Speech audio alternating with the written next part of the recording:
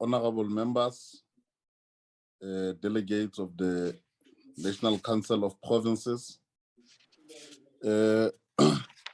we would like to start our debate by looking at the definition of what are counterfeit goods. In terms of the definition, the counterfeit goods are phony or pseudo products that are offered for sale and distributed within the trade supply chain as authentic. The Consumer Goods Council of South Africa estimates that the counterfeiting could currently constitute about 10% of the South African economy. And according to South African Revenue Service, the total value of all the goods confiscated between the 1st of April 2018 and the 31st March 2019 amounted to more than 3 billion out of the more than 6,828 busts, or that represents an increase of more than 1,900 from the previous 4.8. And in 2019-2020 financial year, as per statistics from the revenue services, it has performed more than 1.3 counterfeit goods seizures to the value of about 1.1 billion rand. And the increase in counterfeit goods is mostly on the black market and has the potential to destroy the local economy and could lead to more unemployment, as this practice diverts taxes from the fiscus. We further take note of the legislation that provides for the fight against the counterfeiting. And this is done under the auspices of Counterfeit Goods Act number 37 of 1997, together with the Customs and Excise Act 91 of 1964. The purpose of the Counterfeit Goods Act in the main is to protect the owner's intellectual property, which includes the trademarks and the copyrights. And it further indicates the role of the customs in the monitoring and policing of counterfeit goods. And the Act further protects or gives protection to intellectual property owners that have registered trademarks, unregistered trademarks, copyrights, and prohibits those unauthorized marks under the Merchandise Marks Act. The Act further protects the owners of the trademarks, copyrights, certain marks, and a significant portion of counterfeit goods circulating in South Africa are imported from foreign countries. Those trading in counterfeit goods take advantage of the logistical loopholes in the flow of goods. For an example, many containers and air freight consignments are imported on a transshipment basis, which are purported to be destined for the neighboring states and end up in the South African market. And the acts that are defined to be constituting counterfeiting includes being in possession of infringing goods in the course of business, manufacturing, making or producing infringing goods for non-private or domestic use, selling, hiring, exchanging infringing goods, among others. And the act of dealing in counterfeit or suspected counterfeit goods. And the example is on the branded clothing, the sports apparel, footwear, and all the other amenities, the electronics, including motor vehicle accessories.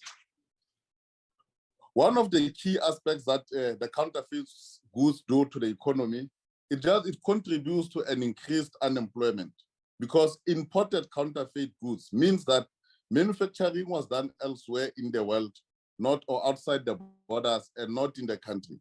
And those jobs were then created outside the borders where the production has taken place.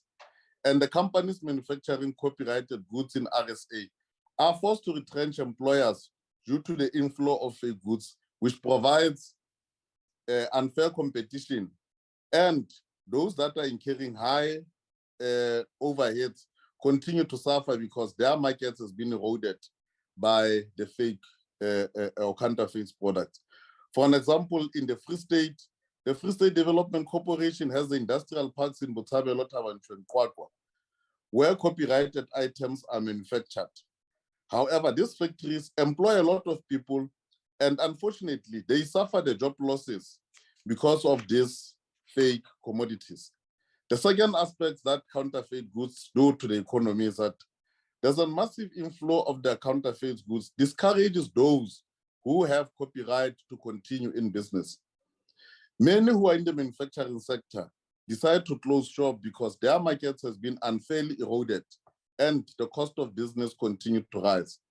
The lower or declining investments continuously lead to the collapse of the economy. That is why the province, like the Free State, has waged a battle against the production and distribution of the counterfeit goods. The third aspect is the low tax collection, because the illegal and counterfeit goods are produced by those who don't pay taxes.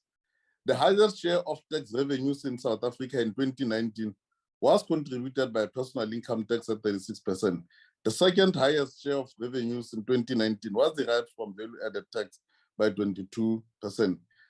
The revenue service is forfeiting both personal income and value-added taxes from production of counterfeit goods, as those are not able to be taxed accordingly.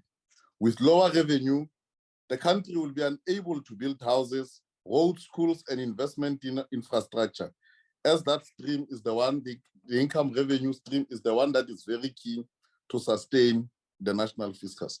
Now, the Free State response to this current phenomenon is that the province has established a Consumer Protection Office, whose role is to be custodian of the Consumer Protection Act, among others, in the province, as well as the provincial legislation on consumer protection. And Section 110 of Consumer Protection makes it an offense for any person to alter, obscure, falsify, remove, or omit displayed price, labeling, or trade description without authority. Department has some inspectors, though not sufficient, and investigators that ensure that there is compliance to the Consumer Protection Act, Counterfeit Goods Act 37 of 1997, and all the others. Part of the problems or the observations that we have made during the routine inspections by this office is that most of the counterfeit goods are sold in the informal sector, and the lack of tight controls and regulation of the informal sector has led to a proliferation of counterfeit and illicit products. Food products are non-compliant with applicable regulations, and the non-compliance with the bylaws by some of the traders make the matters worse, and the non-compliance to some of these regulations. In the province of the Free State, we have taken a number of inspections in all the 5 regions. Just in the Q1 of 2022-23. In the Joliputswa district, we have undertaken 64 inspections, Fesleda 11, Tawemufutsanyana 9, Harib 5, and Mangaung Metro 3. And the inspections at the liquor outlets were undertaken by the Free State Gambling, Liquor and Tourism Authority jointly with South African Revenue Service and South African Police Service. The purpose of which was to ensure that there's compliance to the liquor trading licensing conditions. An estimated value of counterfeit products that were found to date in the first quarter is around 8 million. And most of the counterfeit goods discovered are the popular consumer goods, such as the sanitary towels, baby nappies, branded clothing, alcoholic beverages, as well as the traditional Basotho blankets, personal care products, and the motor vehicle parts. And part of our response as the province was the introduction of the Free State Integrated Local Economic Development and Transformation Bill, whose objectives are, among others, to provide a regulatory framework which makes it possible for Free State citizens to establish viable and thriving businesses where they live, and to also strengthen the norms and standards in support of the legislation that provides for business licensing for all businesses by municipalities in terms of their bylaws and the Businesses Act. These measures are meant to strengthen the existing control measures so as to ensure that our economy does not continue to suffer the negative impact of counterfeiting and illicit trading. This debate takes place at an opportune moment when the Free State is in the business of changing legislation and ensuring that we deal with illegal businesses and counterfeit goods. It is clear that the battle against the production and distribution of counterfeit goods needs all the stakeholders. The Free State provincial government, through the As you conclude, Honorable MEC.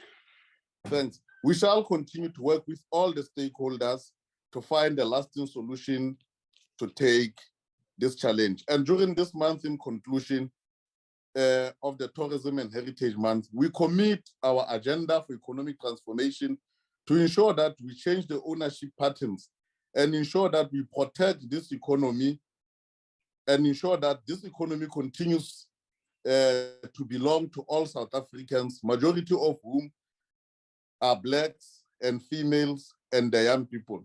We would like to take this opportunity as the Free State to address this August House to say the fight shall continue, will not be deterred by all the difficulties that we encounter. At the end of the day, we hope that we will win the battle.